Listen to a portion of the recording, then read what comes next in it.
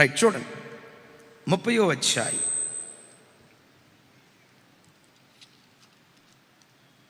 మొదటి వచనం నుంచి 5వ వచనం వరకు జస్ట్ నేను త్వరగా చదువుతాను, చూడండి నాతో కలిసి. మరియు హిజ్కియా, అందరూ నోరు తెరిచి చెప్పాలి. ఒక మాట, ఇప్పుడే కాదు, ఎప్పుడైనా వాక్యం చెప్పేటప్పుడు మీరు స్పందిస్తూ ఉంటే 3 గంటలు 4 గంటలు కూర్చుంటే తెలియకుండా మనకు నిద్రమత్తు వస్తుందా రాదా? మీరేం దేవదూతలు కాదు కదమ్మా, ఇది శరీరం కదా, ప్రకృతి సంబంధమైన శరీరం. అందుకని స్పందిస్తూ మాట్లాడుతూ ఉంటే నిద్ర 100 కిలోమీటర్ల దూరం పరిగెత్తిద్ది మనకి. అందుకని నోరు తెరిచి మాట్లాడటం నేర్చుకుందాం.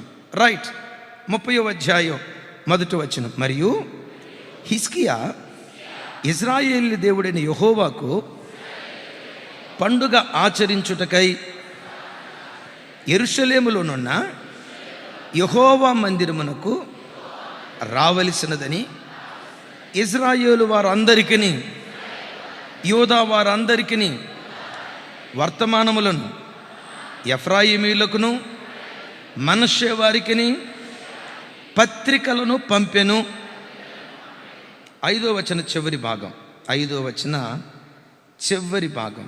కావున బహుకాలము నుండి వారు వ్రాయబడిన ప్రకారం ఎంత ఘనముగా నాచరించుట చూచి ఇశ్రాయేలు దేవుడైన యెహోవాకు యెరూషలేములో పస్కా పండుగ ఆచరించుటకై రావలసినదని స్వరం ఎత్తాలి. బెయేర్షెబా మొదలుకొని దాను వరకు ఇశ్రాయేలీయులు దేశమంతటను చాటింపవలెనని వారు నిర్ణయము చేసిరి. హిజ్కియా పస్కా పండుగ ఆచరిస్తున్నాడు. మనమే పండుగ ఆచరిస్తున్నాం, ఇప్పుడు ఉపవాస పండుగ ఆచరిస్తా ఉన్నాం. పస్కా పండుగ ఆచరించిన ఆ సమాచారాన్ని ఇశ్రాయేలీయులకు, యూదులకు, మనష్షే వారికి, ఎఫ్రాయిము గోత్రికులకు కొందరికి నోటి మాట ద్వారా సమాచారం పంపించాడు, మరికొందరికి పత్రికల ద్వారా సమాచారం పంపించాడు. ఎక్కడి నుంచి ఎక్కడి వరకు పంపించాడు అంటే, ఇప్పుడు మన భారతదేశం ఉంది, మన భారతదేశానికి సరిహద్దు కాశ్మీరు నుండి కన్యాకుమారి వరకు అని అంటాం కదా. ఇశ్రాయేలు దేశపు సరిహద్దు ఏంటంటే దాను మొదలుకొని బెయేర్షెబా వరకు. ఇంకోసారి చెప్పండి, కాశ్మీరు నుండి దాను మొదలుకొని ఇశ్రాయేలు దేశపు సరిహద్దంతా. అయ్యా, యెరూషలేములో మన పండుగ ఆచరించబోతున్నాం, ఇశ్రాయేలీలారా మీరందరూ రండి, యోధా జనాంగమా మీరందరూ రండి, మనష్షే వారలారా, ఎఫ్రాయిము వారలారా మీరందరూ రండి అని అందరికీ ఆ సమాచారాన్ని చారవేశాడు హిజ్కియా. టకమని మీరు సమాధానం చెప్పాలి, శబ్దం చేస్తా చెప్పాలి. హిజ్కియా ఇశ్రాయేలీల రాజా, యోధా రాజా?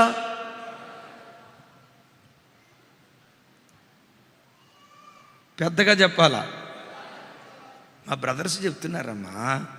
అమ్మ పెద్దగా చెప్పండి. హిజ్కియా యోధా రాజా, ఇశ్రాయేలీల రాజా కదా? హిజ్కియా యోధా రాజు. వాస్తవంగా రెహబాము కాలంలో ఇశ్రాయేలు 12 గోత్రాల వారు 2 భాగాలుగా విడిపోయారు. రెహబాము కాలంలో విడిపోయిన తర్వాత ఇశ్రాయేలీలకు, యోధా జనాంగానికి పచ్చిగడ్డేస్తే భగ్గుమని మండే వైరం, భయంకరమైన కలహం. కొన్ని సందర్భాలలో బైబిల్లో రాయబడి ఉంటుంది, యోధా వారికి ఇశ్రాయేలీలకు బహుకాలము యుద్ధము జరుగగా ఇశ్రాయేలీల వారు యోధా వారి చేత అణచబడి జనసంఖ్య రోజు రోజుకు క్షీణించిపోయినట్లుగా లేఖనాల్లో రాయబడింది. ఇంకొక మాట చెప్తాను, రెహబాము కాలానికి హిజ్కియా కాలానికి దరిదాపుగా 200 సంవత్సరాలకు పైగా చరిత్ర. ఇంకోసారి చెప్పేదా, ఎన్ని సంవత్సరాల చరిత్ర? యోధా వారికి ఇశ్రాయేలీలకు మధ్యలో పచ్చిగడ్డేస్తే బగ్గుమని మండి అంత వైరం ఎన్ని సంవత్సరాలు బట్టి ఉంది? 200 సంవత్సరాలు బట్టి వాళ్ళకి వీళ్ళకి మధ్యలో వైరం ఉంటే హిజ్కియా ఏం చేశాడో తెలుసా? తనతో, తన రాజ్యంతో, యోధా జనాంగంతో ఏ ఇశ్రాయేలీలైతే వైరంగా ఉన్నారో గమనించండి, రీచ్ టు ద అన్రీచ్, మునుపు ఎవరిని చేరుకోని వ్యక్తులకు ఈ సమాచారాన్ని పంపించి, ఇశ్రాయేలీలారా రండి రండి రండి, పస్కా పండుగ ఆచరిద్దాం, రండి రండి అని అంతకాలం పగస్తులుగా ఉన్నవారిని, శత్రువులుగా ఉన్నవారిని మిత్రులుగా చేసుకోవటానికి ప్రయత్నం చేశాడు. ఒక ఖరీదైన మాట చెప్తాను. నీ ప్రార్థన దేవుని సన్నిధికి చేరాలంటే మొదట నీవు మనుషులను చేరుకోవాలి. మనుషులను చేరుకోవటం అంటే ఏంటి? ఇశ్రాయేలీలు యూదులను శత్రువులుగా, ఒకరి మధ్య ఒకరికి విరోధం ఉండేది. అయిలరా అమలరా, మన మనుషులం. నువ్వు మంచి చేసినా చెడు చేసినా కొంతమంది తెలియకుండా నిన్ను శత్రువులుగా ఎంచేవాళ్ళు ఉంటారు, నేను పగస్తురాలుగా ఎంచేవాళ్ళు ఉంటారు. ఒకవేళ నీ జీవితంలో ఎవరితోనైనా కొన్ని దినాల నుంచి కొందరితో మాట్లాడకుండా ఎడ్డమంటే తెడ్డం, ముఖం అది రకంగా పెట్టుకొని ఎవరితోనైనా మాట్లాడకుండా ఎవరితోనైనా నీ జీవితంలో వైరం ఉందా? నీ ప్రార్థన పరలోకమందలి దేవుని సన్నిధికి చేరాలంటే మొదట నీ హృదయం మనుషులను చేరేదిగా ఉండాలి, శత్రువులను చేరేదిగా ఉండాలి. నీ హృదయం శత్రువులను చేరితే, నీ హృదయం మనుషులను చేరితే నీ ప్రార్థన దేవుని సన్నిధి చేరటానికి దేవుడు కృప చూపించునుగాక. టకామని చెప్దాం ఆమెన్, ఆమెన్. పెద్దగా ఆమెన్. మీలో ఎంతమంది బాప్తిస్మం తీసుకున్నారో చేతులు ఎత్తండి టకామని. సరే, ఈ ఉపవాస ప్రార్థనకి ఎంతమంది వచ్చారో చేతులు ఎత్తండి. తెలుగులోనే చెప్పే కదమ్మా. ఈ ఉపవాస ప్రార్థనకి ఎంతమంది వచ్చారో చేతులు ఎత్తండి.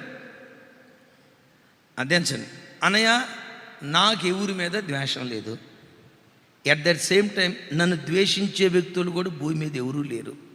నా అత్తకి నాకు ఇతనాభి వైరం నహి హై, నాకు నా భర్తకి వైరం ఇతనాభి నహి హై, చర్చికి వచ్చే బిడ్డలతో కూడా వైరం ఇతనాభి నహి హై.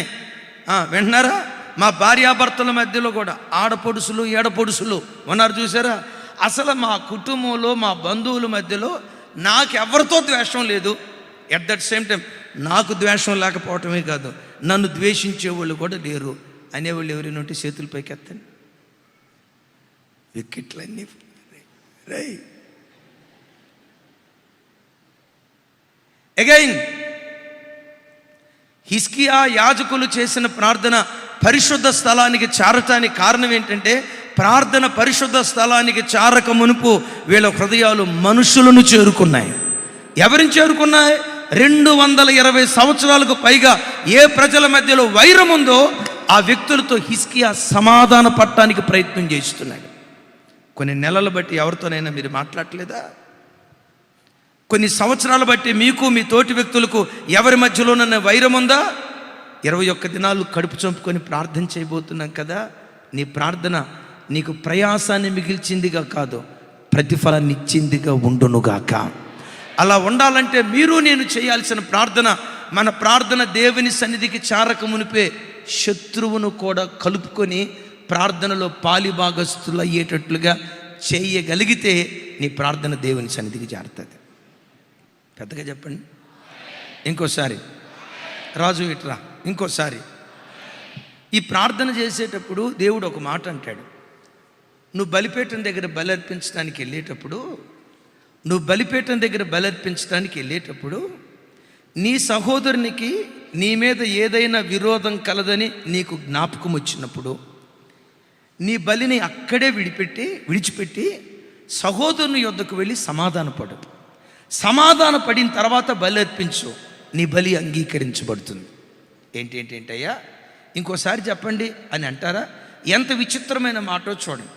నేను బలిపీఠం దగ్గర ప్రసంగం చేయటానికి వస్తున్నాను, అయితే రాజుకు నా మీద ఏమీ లేదు, రాజు మీద నాకేమీ లేదు అనండి ఒకసారి. రాజు అన్న మీద నాకు ద్వేషం ఇంత కూడా లేదు, ఇంత కూడా కోపం లేదు. నా బిడ్డ అన్నట్లుగా నాకు ఉంటుంది. నాకు లేదు కానీ మనోడికి ఉంది, ఉందా?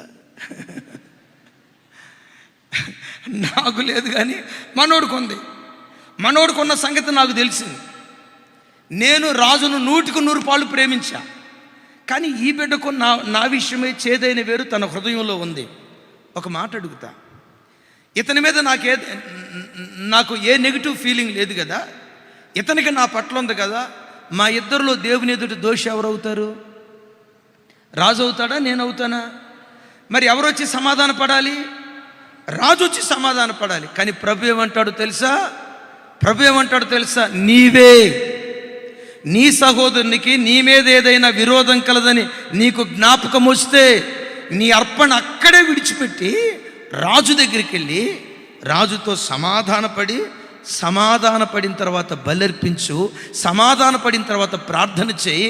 ఆ ప్రార్థన దేవుని సన్నిధికి చేరటానికి దేవుడు కృప చూపిస్తాడు. యాజకులు చేసిన ప్రార్థన పరిశుద్ధ స్థలానికి చేరినట్లుగా ఈ 21 దినాలు ఈ స్థలంలో మనం చేయబోయే ప్రతి ప్రార్థన నిశ్చయముగా పరలోకమందలి దేవుని సన్నిధికి యేసు నామం పేరిట చేరునట్లుగా మన ప్రార్థన దేవుని సన్నిధికి చేరక మునుపు మనం ఎవరిని చేరుకోవాలి? ఎవరికైనా విరోధం ఉన్నట్లుగా మీకు తెలిసిందా? చేతులు ఎత్తండి అంటే దరిదాపుగా అన్ని వికెట్లు ఫట్ అయిపోయాయి. ఏదో 1-2 వికెట్లు నిలవబడ్డాయి. ఇప్పుడు 21 దినాలు మన ప్రార్థన మనకు ప్రయాసాన్ని మిగిల్చిందిగా కాదు, ప్రతిఫలాన్ని ఇచ్చే ప్రార్థనగా దేవుడు చేయునుగాక. అడిగిన దానికంటే ఊహించిన దానికంటే అత్యధికంగా దేవుడు కార్యాలు చేయునుగాక. గడిచిన కొన్ని సంవత్సరాల నుంచి ఎవరితోనైనా నువ్వు మాట్లాడకపోతే, గడిచిన కొన్ని నెలల నుంచి ఎవరితోనైనా మాట్లాడకపోతే, 200 సంవత్సరాలకు పైగా యూదులకు ఇశ్రాయేలీయులకు వైరమైతే ఆ యూదుడైనటువంటి హిజ్కియా శత్రువులుగా పరిగణిస్తున్న ఇశ్రాయేలీయులతో సమాధానపడి ఆ తర్వాత ధూపం వేశాడు. ఆ ధూపం దేవుని సన్నిధికి చేరింది. దేవుడు అలా సమాధానపడే కృప మనకు అనుగ్రహించునుగాక. తమ్ముడు, ఒకసారి నా వైపు చూడు. ఎవరితోనైనా గడిచిన కొంతకాలం నుంచి మాట్లాడకుండా ఎడముఖంగా పెడముఖంగా ఉంటే అది నీ అత్తయ్య ఉండొచ్చు, సంఘానికి వచ్చే తోటి విశ్వాస అయి ఉండొచ్చు, నీ కుటుంబ సభ్యుడై ఉండొచ్చు, నీ ఇంటికి వచ్చిన ఆడపడుచు అయి ఉండొచ్చు, నీ ఇంటికి వచ్చిన కోడలై ఉండొచ్చు, నీ అత్త ఎవరైనా అయి ఉండొచ్చు. మొదట నీ ప్రార్థన దేవుని సన్నిధికి చేరక మునుపు నువ్వు మనుషులను చేరుకుంటే నీ ప్రార్థన దేవుని దగ్గరికి చేరుతుంది.